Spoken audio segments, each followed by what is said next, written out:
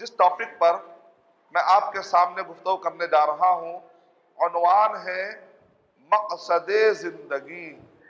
یہ بڑا اہم ٹاپک ہے، اگر آپ غور کریے، آئیے تھوڑی دیر غور کرتے اس ٹاپک پر تو آپ کو پتا چلے گا کہ بڑا اہم ٹاپک ہے، اور اس ٹاپک کے ذریعے سے، اس عنوان کے ذریعے سے جانور اور انسان میں فرق کیا جا سکتا ہے۔ جانور کا کوئی مقصد سمجھ میں آپ کو نظر نہیں آتا، یعنی کوئی ایسا علم حاصل کرنا ہے یا کوئی عمل کرنا ہے، ان کا اپنا اللہ تعالیٰ نے ہر ایک کو ایک مقصد کے ساتھ باندھ دیا ہے۔ ہم مانتے ہیں ہر ایک کو پیدا کرنے کے پیچھے ایک حکمت ہے، اللہ بہتر جانتا ہے۔ ربنا ما خلقت هذا باطلا، ہمارا عقیدہ کیا ہے؟ اے اللہ تو نے کائنات کی کوئی بھی چیز بے مقصد کے بنائی نہیں، ہر ایک کے اندر کچھ مقصد ہے، اس کے پیچھے کچھ حکمت ہے۔ لیکن انسان اور جانور میں فرق کرنے کے لیے اس مقصد کے اندر اور کچھ عظیم چیز پائی جاتی ہے۔ ایک انسان اگر یہ سمجھے اچھا کھا لینا، اچھا رہ لینا، اپنے حساب سے وہ اسٹینڈرڈ فٹ کر لیتا ہے، اگر میں فلاں اسٹینڈرڈ کو ریچ ہو جاؤں تو I am a successful man, young achievers, I am a achiever.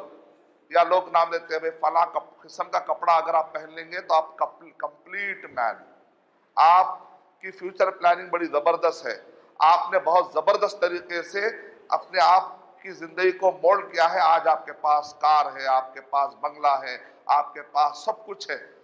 تو ایک آدمی کیسے طے کرے گا کہ جانور میں اور انسان میں فرق ہونا چاہیے؟ کیونکہ اللہ سبحانہ و تعالیٰ نے کہا قرآن مجید میں کہ وَلَقَدْ كَرَّمْنَا، یعنی ہم نے عزت دی، کس کو؟ آدم علیہ السلام کو اور اولاد کو، یعنی انسانوں کو اللہ سبحانہ و تعالیٰ نے خاص قسم کی فضیلت عطا کی، جس کو علماء کرام نے جملہ استعمال کیا ہے اشرف المخلوقات۔ سارے مخلوقات میں ایک شرف والی مخلوق ہے، سب اللہ کی مخلوق ہے، جانور، تارے، پہاڑ، پیڑ، پودے، چرند درند، حیوانات، جمادات، مائیات، یہ جتنی بھی ہے سب اللہ تعالیٰ کی مخلوق ہے۔ لیکن سارے مخلوقات میں سب سے بڑا درجہ اللہ تعالیٰ نے کس کو دیا؟ انسان کو دیا۔ فرشتوں سے بھی آگے مقام، جنوں سے بھی آگے مقام۔ آدم علیہ السلام کو قبلہ بنا کر سجدہ کرنے کے لیے بھی حکم دے دیا گیا، فرشتوں نے سجدہ بھی کر دیا۔ جس نے سجدہ نہیں کیا اللہ تعالیٰ نے اس کو دھتکار بھی دیا۔ آپ سجدہ لگا سکتے کہ انسان کا کیا مقام ہے۔ قرآن مجید پڑھنے سے اگر ایک آدمی احساس سے کمتری میں مبتلا ہے، ایک آدمی ڈپریشن میں مبتلا ہے، ایک آدمی سمجھتا ہے کہ میں بیکار انسان ہوں، مجھے مر جانا چاہیے، خودکشی کر لینا چاہیے، ایسا آدمی بھی ایک مرتبہ قرآن مجید کا ترجمہ پڑھے گا، کیا مقام دیا گیا مجھے، تو بہت اونچا مقام دیا گیا۔ میرے ابا آدم علیہ السلام جس کی نسل سے میں آ رہا ہوں، فرشتوں نے سجدہ کیا۔ ایک آیت پہ پہنچتا ہے، اس کے اندر ہے سورہ آل عمران نمبر 3 کے آیت نمبر 110 میں کنتم خیر امت اخرجت للناس، تم بہترین امت ہو۔ اچھا میرے بارے میں ٹائٹل ہے، پھر میں کیوں خودکشی کے بارے میں سوچ رہا ہوں؟ ایک انسان قرآن مجید پڑھے گا، احساس کمتری کا شکار انسان احساس کمتری سے باہر نکل جائے گا انشاءاللہ۔ بہت سارے مذاہب، بہت سارے تھیوریز میں کلیئرٹی نہیں ملتی، لیکن قرآن مجید میں بار بار عزت ملتی ہے، بار بار عزت ملتی ہے۔ انسان تم یہ ہو، تم ایسے ہو، تم ایسے ہو، تمہارا مقام یہ ہے، تمہارا مقام یہ ہے۔ لَقَدْ خَلَقْنَا الْإِنسَانَ فِي أَحْسَنِ تَقْوِيمٍ، تم کو احسن تقویم میں پیدا کیا گیا۔ کہیں کرمنا پڑتا ہے، کہیں کہتا خیر البریہ، پورے مخلوقات میں سب سے بہترین تم بن سکتے ہو۔ پھر جب یہ قرآن مجید پڑھ لیتا ہے تو سمجھ جاتا ہے کہ نہیں، جانوروں اور یہ تاروں یہ سب سے ہٹ کے بھی میرا کوئی اونچا مقام ہوگا، تو میری ذمہ داری بھی اونچی ہو جاتی ہے۔ آنرز کم وتھ ریسپانسبلٹی، جب بھی کوئی عہدہ ملتا ہے تو اس لیول کی ذمہ داری بھی ملتی ہے۔ مثال کے طور پہ ایک آدمی کہتا ہے کہ میں اس اسکول کا پرنسپل ہوں، چپراسی نہیں ہوں، تو یہ فخر کے لیے ٹائٹل نہیں ہے، اس کا مطلب تمہاری ذمہ داری اس چپراسی سے بھی زیادہ ہے۔ آنرز کم وتھ ریسپانسبلٹی، عہدے فخر کے لیے نہیں ہوتے، عہدے ذمہ داری کو اور اچھے طریقے سے نبھانے کے لیے ہوتے۔ جب اللہ تعالیٰ نے کہہ دیا کہ تم اشرف المخلوقات ہو، تم خیر البریہ ہو، تم خیر امت ہو، تو آدمی کو اپنی ریسپانسبلٹی کا بھی احساس ہونا چاہیے۔ یہ پہلا نقطہ ہے، جانوروں اور انسانوں میں فرق۔ دنیا میں آپ غور کر کے دیکھیے، دو قسم کے تھیوریز چل رہے ہیں۔ ہندوستان اگر پورے انڈیا پورے دنیا کو اگر آپ دیکھیں گے تو ایک ہے مشرقی دنیا، بدھزم، ہندوازم، یہ سب دنیا ہے۔ انسان 7 بلین انسان کو آپ بانٹیے تو آپ دیکھیں کہ 7 بلین انسانوں میں سے کیا ہر ایک کو اس کا صحیح مقصد مل چکا ہے؟ Question mark, big question mark. مشرق میں پائے جانے والے جو ریلیجن ہے، بدھزم، ہندوازم، دوسری طرف ویسٹ میں پائے جانے والے یہ لوگ پورے متاثر ہیں مادہ پرستی سے۔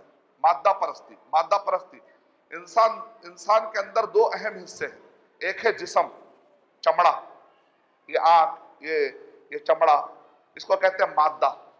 اندر ایک ہے روح، جب یہ روح نکل جاتی ہے تو تھوڑی دیر کے بعد یہ مادے میں سے بو آنے لگتی ہے، یہ جسم سڑنے لگتا ہے۔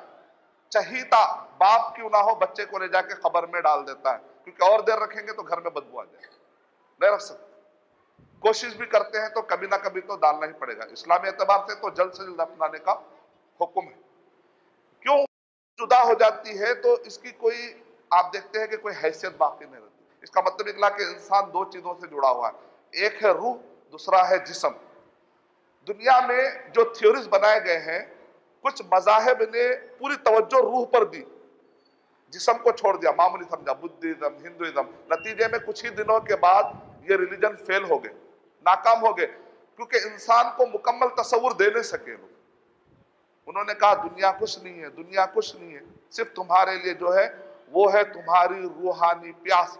اسی لیے آپ دیکھیں گفاؤں میں چلے گئے، کئی گفاؤں میں، بڑے بڑے پہاڑوں کے پاس مجھے جانے کا موقع ملا تو میں نے دیکھا کہ دور پہاڑ پہ جہاں پر سانپ ہمارے سامنے سے جا رہے ہیں، زہریلے سانپ، ایسے پہاڑوں پہ مجھے جانے کا موقع ملا۔ میں سمجھا شاید ہی کوئی مخلوق یہاں پر جیے گی۔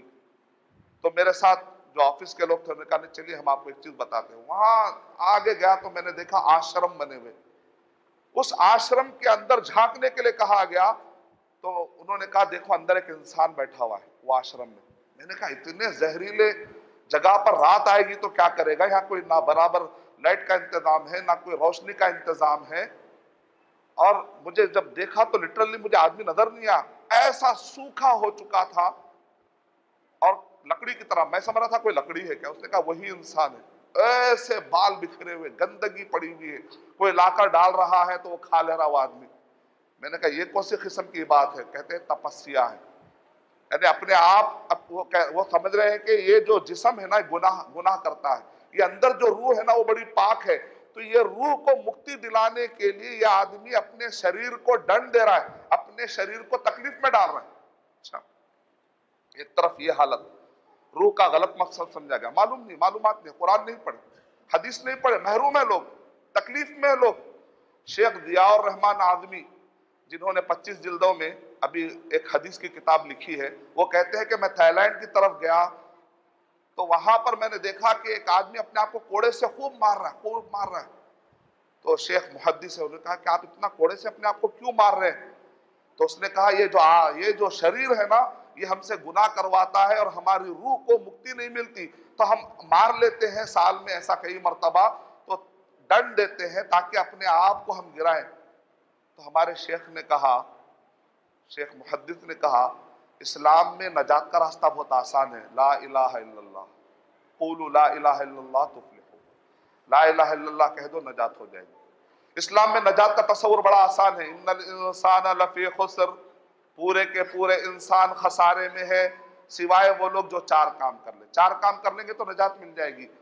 ایمان اچھا کر لو بھائی، شرک ہونے مت دو، بدعت ہونے مت دو، ایمان اچھا کر لو، اس کے لیے اچھا علم حاصل کرنا پڑے گا۔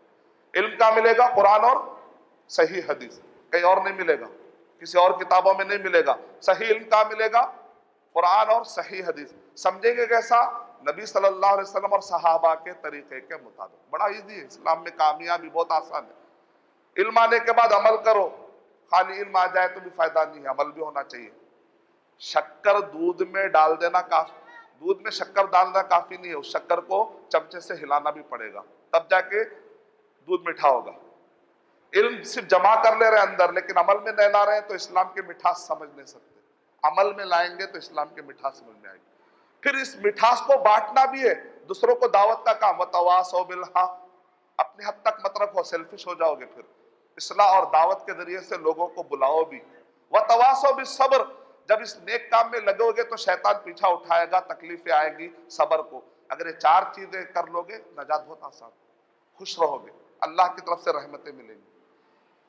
یعنی روح اور مادہ، جسم کو انہوں نے مادہ کہا، مادہ پرستی۔ اگر آپ ویسٹرن کنٹریز پہ جاتے ہیں، ابھی جب میں یورپ کا دورہ کرتا ہوں تو مجھے بتایا جاتا ہے کہ شیخ یہاں کے لوگوں کی زندگی کا پرپس کلیئر نہیں، تو میں نے کہا بھائی کوئی مثال دے کر سمجھاؤ، کیسے آپ کہہ سکتے ہیں؟ ٹھیک ہے میں نے کتابوں میں پڑھا، آپ نے سمجھا، تو وہاں پر لوگوں نے بڑا اچھا نوٹ کیا، وہاں کے مسلمانوں نے بڑا اچھا نوٹ کیا وہاں کے لوگوں کی لائف کو پڑھ کر، کہا یہ لوگ 5 دن خوب کماتے ہیں، اگر آپ 5 دن میں جا کر ان سے ملیں گے نا، ٹائم نہیں ملے گا، اپوائنٹمنٹ نہیں ملے گا، آپ کو انہیں پوچھیں گے، 5 دن جتنا کماتے ہیں اس کے بعد آنے والے 2 دن میں شراب پیتے ہیں، گندگی کرتے ہیں، اور یہ پورا پیسہ اس میں ڈال کے اڑا دیتے ہیں۔ پرپز آف لائف نہیں، زندگی کا مقصد کلیئر نہیں ہے ان کے دماغ میں، یہ ہے اچھا کماؤ اور خوب جو بھی عیش کر سکتے ہو کر لو، کیونکہ اگر میں چھوڑ کے جاؤں گا تو یہ پیسہ بچہ استعمال کرے گا، کیوں استعمال کرنا بچہ،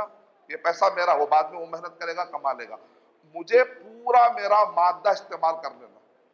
اب مادہ پرستی ایک دنیا میں ایک قوم ہے جو مادہ پرستی کے راہ پہ چلے گی، دوسری قوم ہے جو روحانیت کے نام پہ آشرموں میں جا کر اپنے آپ کو تکلیف دے رہی، درمیان میں بہترین مسلمان قوم۔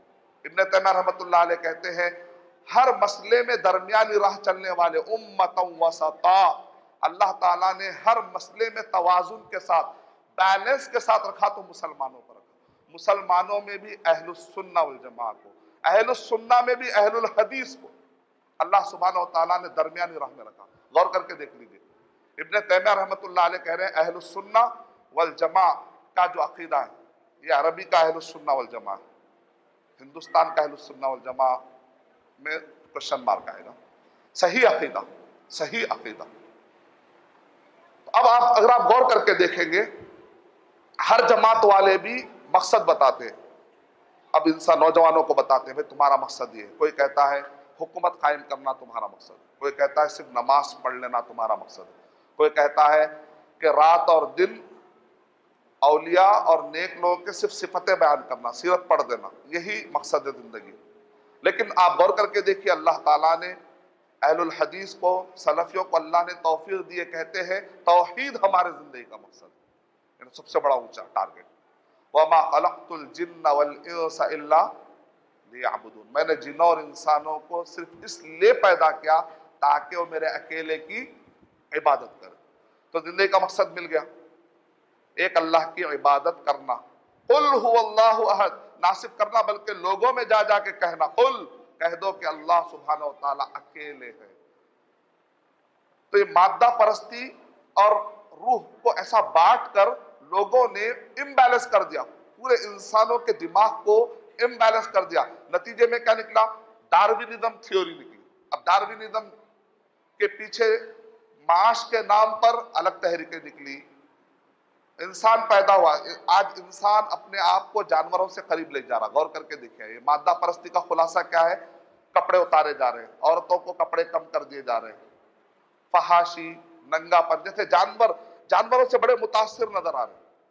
جانور جو کرتا ہے گندگی، شادی بیاہ پراپر نکاح کے بغیر بھی تم تعلقات قائم کر سکتے ہو، جانوروں میں ایسے ہی ہوتا ہے۔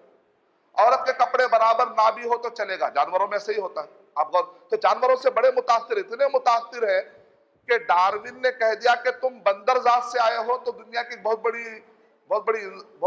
بڑی تعداد انسانوں کی مانتی ہے کہ ہاں ہم بندروں سے ہو کر آئے، مطلب اتنا جانوروں سے متاثر کہ اپنے آپ کو لے جا کر وہاں پر فٹ کر رہے۔ سب کیوں ہو رہا ہے؟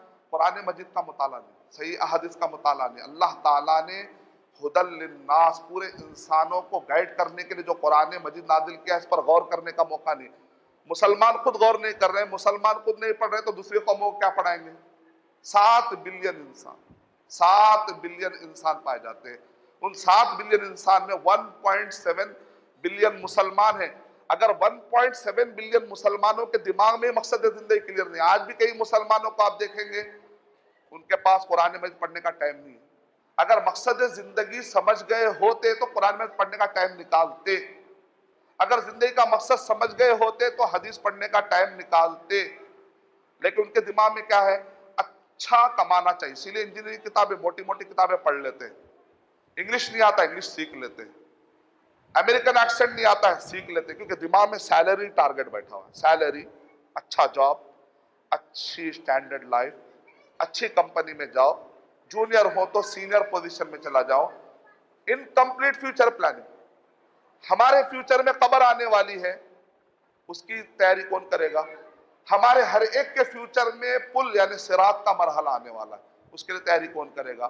ہمارے ہر ایک کے فیوچر میں حساب و کتاب کا میدان، حساب و کتاب نہ ہمارے نگاہوں کے سامنے نام اعمال تولے جائیں گے، اس کی تیاری کون کرے گا؟ انکمپلیٹ فیوچر پلاننگ کیا ہے؟ میں 30 سال کا ہوں تو آنے والے 30 سال میں میرا اتنا گھر ہونا چاہیے، اتنے بچے ہونا چاہیے، اتنی گاڑیاں ہونی چاہیے، اور ایسی شادی کرا دوں گا، بچی کی شادی کرا دوں گا، بچوں کی شادی کرا دوں گا، اسی میں رات دن سوچتا ہے۔ قبر کی تیاری کے لیے ٹائم نہیں۔ تمہارا دین کیا ہے؟ تمہارا رب کون ہے؟ کون ہے جو تم میں نبی بنا کر بھیجا گیا؟ یہ جو 3 سوالات ہیں، اس کی تیاری کے لیے ٹائم نہیں۔ اگر آدمی کے دماغ میں مقصد زندگی کلیئر ہوتا، اس کے حساب سے پلاننگ کرتا، ٹائم مینجمنٹ کرتا، اس کے لیے نماز کا ٹائم الگ، کمانے کا ٹائم الگ۔ اسلام بہت بیلنس تصور دیتا ہے۔ میں یہ نہیں کہہ رہا ہوں کہ دنیا چھوڑ دو، اسلام بیلنس۔ اسلام کیا کہتا ہے؟ وَابْتَغِ فِي مَا آتَاكَ اللَّهُ الدَّارَ الْآخِرَةَ۔ بڑی پیاری آیت ہے، جا کر پڑھیے، سورہ قصص سورہ نمبر 28 کی آیت نمبر 77 پڑھیے۔ بیلنس تصور ہے۔ ایک طرف روحانیت کے نام پر بڑے بڑے مذاہب بھٹک گئے، پیچھے کروڑوں لوگ بھٹک گئے، دوسری طرف مادیت کے نام پر ویسٹرنائز ہو گئے اور کروڑوں لوگ ادھر بھٹک گئے۔ درمیان میں 1.7 بلین مسلمانوں کی ذمہ داری ہے۔ اس آیت کو اچھا سمجھے، اس میں بیلنس تصور دیا جا رہا ہے۔ وَابْتَغِ فِي مَا آتَاكَ اللَّهُ الدَّارَ الْآخِرَةَ، آخرت کی زندگی کے بارے میں زیادہ خواہش رکھو۔ وَلَا تَنْسَ نَصِيبَكَ مِنَ الدُّنْيَا، دنیا کا بھی حصہ مت بھولو۔ بیلنس تصور ہے، بیلنس تصور ہے۔ دنیا کا بھی حصہ مت بھولو۔ تمہارے بیوی کا بھی حق ہے، تمہارے جان کا بھی حق ہے، تمہارے جسم کا بھی حق ہے۔ کیا اسلام نے دنیا سے دور کر دیا؟ دور نہیں کیا۔ الحیات الدنیا الحیات الاخرہ، اگر آپ یہ ورڈ کو الحیا مان لیجئے کہ حج تمتع کہتے ہیں۔ تمتع کا مطلب کیا ہوتا ہے؟ عمرہ، اس کے بعد حج، درمیان میں تھوڑا سا بریک۔ جو حج کیے سمجھ جاتے ہیں، عمرہ اور حج کے درمیان تھوڑا سا بریک لیتے ہیں، احرام نکالتے ہیں، اس کو کہتے ہیں تمتع۔ اللہ تعالیٰ نے پوری زندگی کو کیا کہا؟ متاع۔ قرآن مجید میں 60 مرتبہ یہ ورڈ آیا ہے۔ کتنے مرتبہ آیا؟ 60 الگ الگ معنی میں، متانا، تمتع یا تمتع، ایسا ہوتے ہوئے 60 مرتبہ آیا۔ کل رات میں بیٹھ کے میں غور کر رہا تھا کیا کیا معنی میں متاع۔ اللہ تعالیٰ کہہ رہے متاع الحیات، یہ دنیا کا متاع ہے۔ کہہ رہے متاع کا سمجھنا ہے، مثال کے طور پہ گھر میں آپ کے برش ہے، روزانہ آپ جو برش کرتے ہیں، ایسے استعمال کی چیز جو کچھ دن کے لیے کام آتی، کچھ دنوں کے بعد آپ اس کو پھینک دیتے، پھر اور ایک چیز لے لیتے۔ عربی زبان میں ایسی چیز کو کیا کہتے ہیں؟ متاع۔ جا رہے تھے، آپ کو اچانک جو ہے سردی ہوئی، تھوڑے لکڑی کا چورا آپ جمع کرتے ہیں، آگ لگاتے ہیں، پھر وہاں پر جو ہے آپ اپنے آپ کو گرما سیک لیتے ہیں، پھر نکل جاتے ہیں۔ وہ راکھ اٹھا کے لے جاتے ہیں، نہیں لیتے، آپ سفر کرنا، آپ کو کنٹینیو کرنا ہے۔ یعنی درمیان میں متاع للمقوین، تھوڑا کام میں آنے والی چیز ہے، وقتیہ طور پہ کام میں آنے والی ایسی چیز کو متاع کہتے ہیں۔ یا گھر کے اندر آپ نے دیکھا ہوگا کہ برتن کو مانجنے کے لیے جو گھسنی ہوتی ہے، ایسے چیز کو متاع کہتے ہیں۔ یعنی کچھ دیر کے بعد وہ زائل ہو جانے والی، ختم ہو جانے والی ہو۔ اللہ تعالیٰ نے پوری زندگی کو کہا یہ متاع ہے۔ اَرَضِیتُم بِالْحَیَاةِ الدُّنْیَا مِنَ الْآخِرَةِ، آخرت کے مقابلے میں اس دنیاوی زندگی سے تم راضی ہو گئے، فَمَا مَتَاعُ الْحَیَاةِ الدُّنْیَا فِی الْآخِرَةِ إِلَّا قَلِیلٌ۔ دنیا کے آخرت کے مقابلے میں دنیا جو ہے بہت ہی چھوٹی چیز ہے، اس کے پیچھے زیادہ مت بڑھو۔ ہم ہمیشہ پڑھتے ہیں وَالْآخِرَةُ خَیْرٌ وَأَبْقَىٰ وَالْآخِرَةُ خَیْرٌ لَکَ مِنَ الْأُولَىٰ، باقی رہنے والی اس کے بعد کی زندگی ہے۔ یعنی انسان کے زندگی کے 2 حصے ہیں۔ انسان کے زندگی کے کتنے حصے؟ 2 حصے ہیں۔ ایک حصہ وہ موت سے پہلے گزار رہا ہے، ایک حصہ موت کے بعد۔ تو جب آپ فیوچر پلاننگ کرتے ہیں تو یہ 2 حصوں کے لیے فیوچر پلاننگ ہونی چاہیے. صرف ایک حصے کے لیے کر رہے ہیں تو انکمپلیٹ فیوچر پلان. یہ ہے قرآن مجید کے متا پہ غور کریں گے. قرآن مجید نے اس دنیا کو جو مثال دی ہے وہ ہے لہو و لعب. سورہ حدید میں پہلے لعب و لہو آیا ہے. سورہ عنکبوت کی آخری آیت میں وہاں پر آخری آیتوں میں وہاں پر پہلے لہو آیا بعد میں لعب آیا. اب اس دنیا کو اللہ تعالیٰ نے لہو و لعب کہا. اس پہ بھی غور کریے. لہو کا معنی کیا ہے؟ یلہو بالخسیس من النفیس. نفیس مانے بہت ہی عمدہ چیز. خسیس مانے جس کو کوئی آدمی توجہ نہیں دیتا، بیکار چیز ہے. ایسی کوئی چیز ہے جو اس کو آدمی توجہ نہیں دیتا. ایک آدمی بیکار چیزوں میں الجھ کے نفیس چیزوں کو چھوڑ دیتا ہے، ایسے کو کہا جاتا ہے لہو. غافل کر دیا اس چیز نے اس کو بڑی چیز سے. اسی لیے کہا الہاکم التکاثر. دنیا کے کمپٹیشن نے، میں اس سے آگے جاؤں گا، میری کار اس سے بہتر، ایسا میرا بھائی ایسا لیا، ٹھیک ہے میں یہ لوں گا، میں وہ لوں گا. اس میں اتنا بزی ہو گئے. الہاکم التکاثر. غافل کر دیا تم کو کمپٹیشن نے. حتی زرتم المقابر. یہاں تک کہ تم قبروں میں جا چلے، قبروں میں جا پہنچے. علی رضی اللہ تعالیٰ نے آیتیں پڑھتے تھے تو رو پڑھتے تھے. مقصد زندگی. ایک صاحب ایک یہودی جنہوں نے اسلام قبول کیا، ان سے پوچھا گیا کہ آپ نے اسلام قبول کیسے کیا؟ تو انہوں نے کہا سورہ تکاثر پڑھ کے میں نے اسلام قبول کر لیا. کہا کہ آخر اس میں ایسا کیا ہے؟ روزانہ تو ہم پڑھ رہے ہیں، ہماری زندگیوں میں انقلاب نہیں آ رہا. کیونکہ سمجھ کے پڑھیں گے تو انقلاب آئے گا، نہیں سمجھ کے پڑھیں گے تو طوطے کے رٹے کی طرح کئی آیتیں آتی ہیں اور چلے جاتی ہیں. سمجھیں گے تو زندگی کا مقصد سمجھ میں آئے گا کہ میں کہاں ٹھہرا ہوا ہوں، اور میں اپنے سے 20 سالہ زندگی کے لیے پلاننگ کر رہا ہوں، جبکہ میں قبر کی تیاری برابر نہیں کر رہا ہوں، حشر کی تیاری نہیں ہے، نشر کی تیاری نہیں ہے، قیامت کی تیاری نہیں ہے، جنت اور جہنم کی تیاری نہیں ہے. میں تو انکمپلیٹ فیوچر پلاننگ کر رہا ہوں. اس کا مطلب میں نے زندگی کا مقصد برابر نہیں سمجھا. تو ان سے پوچھا گیا آپ اسلام کیسے قبول کیے؟ تو انہوں نے کہا کہ میں اور میرے وائف ہم دونوں بھی یہودی گھرانے کے. ہم نے کہا کہ ایسا کرتے ہیں کہ سٹینڈرڈ ایسی لائف گزاریں گے کہ ہر چیز جو بھی پہنیں گے برانڈڈ ہونا چاہیے. کپڑا ہو تو برانڈڈ، نان برانڈڈ نہیں پہنیں گے. کوئی بھی چیز، جوتا پہنیں گے تو برانڈڈ. چلیے اللہ نے اگر آپ کو دیا ہے، اگر آپ پہنتے ہیں آپ کی استطاعت میں، تو کوئی بری بات نہیں. خرچے کر کے، اسراف کر کے، دکھاوے کے لیے کرتے ہیں تو اسلام میں برا. تو انہوں نے ایسی لائف گزاری. ایک وقت آیا کہ انہوں نے فیل کیا شوہر اور بیوی نے کہ ہم کو سکون نہیں ہے. سکون کیوں نہیں ہے جبکہ ہمارے پاس برانڈڈ ہر چیز موجود ہے آج گھر میں؟ سکون کیوں نہیں ہے؟ آخر میں ان کے دوست نے قرآن مجید گفٹ کیا تھا، تو وہ گھر آ کر دیکھتے ہیں قرآن مجید. جب وہ پڑھ کے شاید گئے تھے تو اتفاق کہہ رہے ہیں کہ جب میں آیا تو دیکھا کہ قرآن مجید کا وہ ورق کھلا ہوا تھا جس میں لکھا ہوا تھا الہاکم التکاثر. کمپٹیشن نے، شوہر بیوی میں کمپٹیشن آ گیا. آخری میں تم زیادہ کماؤ گی کہ میں زیادہ کماؤں گی. بعض اوقات اتنا کمپٹیشن بڑھ جاتا ہے کہ آخری میں شوہر بیوی میں کمپٹیشن آ جاتا ہے. یہ کمپٹیشن کی ہلاکت کی پیک ہے کہ آپس کے رشتہ دار ہی ایک دوسرے سے کمپٹیشن میں آ جائے. یہ ہلاکت کا آخری دہانہ ہے کہ بھائی بھائی کمپٹیشن میں آ جائے. جبکہ بھائی بھائی تو انصار اور مہاجرین کی مثال ہونی چاہیے. رشتہ دار تو انصار اور مہاجرین کی مثال ہونی چاہیے. بھائی بھائی میں کمپٹیشن آ جائے تو یہ ہلاکت کی پیک ہے. اللہ حفاظت فرمائے. شوہر بھی آخر میں سکون کیوں نہیں ہے؟ جواب مل گیا. انہوں نے کہا کہ ہم دنیا میں الجھ گئے ہیں. جسم کو تو اچھا غذا دے رہے لیکن روح کو غذا نہیں دے رہے. روح کو غذا دینے کے لیے کیا آنا پڑے گا؟ الا بذکر اللہ تطمئن القلوب. اللہ کے ذکر سے اس روح کو غذا ملتی ہے. کیسے؟ یہ ایسے ہی ہے، سمجھ بھی سکتے ہیں.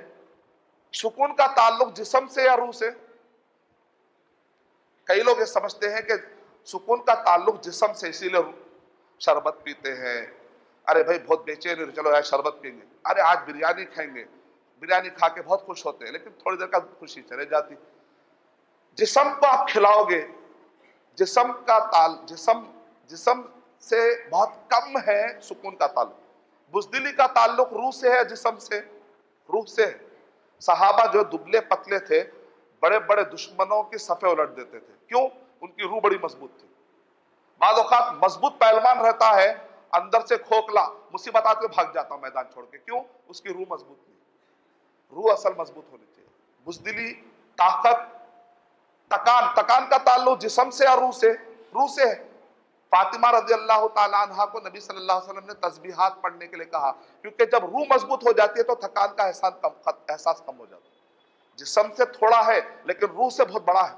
تکان کا تعلق. ابن تیمیہ رحمۃ اللہ علیہ فجر سے لے کر چاش تک ذکر کرتے تھے. لوگوں نے کہا آپ اتنے بڑے بڑے کام کرتے ہیں، کیونکہ آپ جانتے ہیں ابن تیمیہ رحمۃ اللہ علیہ کیسی کیسی کتابیں لکھے. انہوں نے کہا ذکر کا تھوڑا سا حصہ کم کر دیجئے، بہت لمبا ذکر کر رہے ہیں آپ، تاکہ اور کتابیں ہو سکتا امت کو مل جائیں. تو ابن تیمیہ رحمۃ اللہ علیہ نے کہا وہ جو کتابیں لکھ رہا ہوں، وہ جو کارنامے کر رہا ہوں، وہ جو طاقت مجھے مل رہی ہے وہ اس ذکر سے مل رہی ہے. اگر میں ذکر نہیں کروں گا تو میری روح کمزور ہو جائے گی. طاقت قوتی، یعنی مطلب ہے کہ روح کو بھی غذا دینا ہے، جسم کو بھی غذا دینا ہے. نبی اکرم صلی اللہ علیہ وسلم نے ارشاد فرمایا تمہارے آنکھ کا بھی حق ہے، تمہارے جسم کا بھی حق ہے. جسم کی بھی غذا کا اہتمام، اور روح کی غذا توحید، شرک سے بچانا. روح کی غذا شرک کیا ہے؟ وائرس ہے، پوری غذا کو خراب کر دیتا، بوجھ ہے. بدعت سے بچانا. روح کی غذا ہے اتباع سنت. روح کی غذا ہے ارکان اسلام، نماز، روزہ، زکوٰۃ، حج. روح کی غذا ہے ایمان کے ارکان. روح کی غذا ہے قرآن مجید اور صحیح احادیث کی تلاوت کرنا. یہ غذا کا، اور ساتھ میں دنیا میں آپ اونچے سے اونچے مقام پر جاؤ. عثمان رضی اللہ تعالیٰ عنہ نے ایک مرتبہ کہا اللہ کے نبی کیا سامان کی کمی ہو رہی ہے؟ ہاں 100 اونٹ لے لیجیے. پیسہ تھا تو دیے نا. عثمان غنی مشہور ہے کہ عثمان فقیر؟ عثمان غنی. فقر سے پناہ مانگنا سکھایا گیا. ہمارے پاس کہتے ہیں کیا فقیر بابا ہے. فقر سے پناہ مانگنا سکھایا گیا. مسکین بننے کی اجازت دی گئی، فقیر نہیں. فقیر مانے مانگنا، محتاج، لوگوں کے سامنے ہاتھ پھیلانا. اچھی چیز ہے. فلاں کیا فقیر بابا ہے، اس کی تعریف مت کریے. اسلام میں فقر سے پناہ مانگنا سکھایا گیا. اللہم انی اعوذ بک من الفقر، اے اللہ فقیر اور فقر والوں سے بچا لے مجھے. ہاں اے اللہ تو مجھے قیامت میں مسکینوں کے ساتھ ملا. مسکین الگ ورڈ ہے، فقیر الگ ورڈ ہے. مسکین جا کے مانگتا نہیں ہے، ہاں اس کے پاس اتنا زیادہ نہیں ہوتا. غنی مطلب اتنا غنی ہو چکا ہے کہ وہ دینے کے بھی قابل ہو چکا ہے. وہ بننا کوئی بری بات نہیں اللہ کی راہ میں لگانے کے لیے. دنیا میں آپ فل کماتے، خوب کماتے، اس نیت کے ساتھ کہ میں عثمان غنی رضی اللہ تعالیٰ عنہ کی طرح اللہ کی راہ میں لگا دوں تو اچھی بات ہے. عثمان غنی رضی اللہ تعالیٰ. اللہ کے نبی کہتے ہیں 100 اونٹ تو مل گئے لدے بھندے پورے غذا کے ساتھ، لیکن سفر جو جا رہے ہیں، جنگ کے لیے جو جا رہے ہیں، اس میں کمی ہو جائے گی. اے اللہ کے 300 اونٹ لے لیجیے. اللہ کے نبی صلی اللہ علیہ وسلم نے کہا اب تم کو اس کے بعد ایسا اگر کچھ تم کام بھی نہیں کرو گے تو تمہارے لیے انشاءاللہ نجات ہوگی.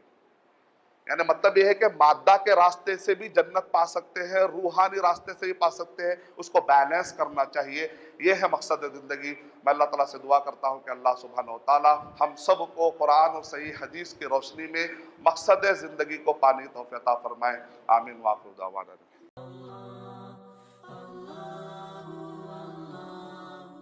For authentic Islamic information, please log on to www.askislampedia.com.